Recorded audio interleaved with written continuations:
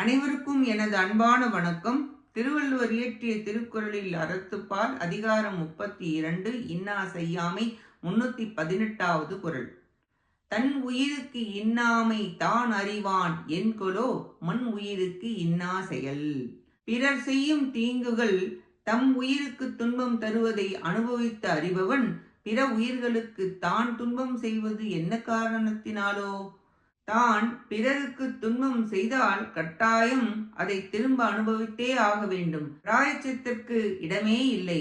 இப்பொழுதே அல்லது மறுமையில் கட்டாயம் வந்தே வருத்தும். இதை அனுமானத்தால் உணர்ந்து பிறருக்கு துன்பம் தரக்கூடாது. நாம் ஒரு குழியில் விழுந்து அடிபட்டு விட்டால் மற்றவர்கள் அப்படி அடையாவண்ணம் காப்பாற்ற வேண்டும். அப்படி செய்யாது நீ உணர்ந்தும் மற்றவர்கள் படட்டும் என்று செய்தால் அப்பாவம் கழுவப்பட மாட்டாது, பிராயச்சித்தமே கிடையாது. பாவம் செய்கிறாய், அப்படி செய்யாதே என்கிறார். 316, 317, 318 இந்த 3 குறளாலும் இன்னா செய்யாமை பொது வகையான் விளக்கப்பட்டது என கூறப்பட்டது. நன்றி, வணக்கம்.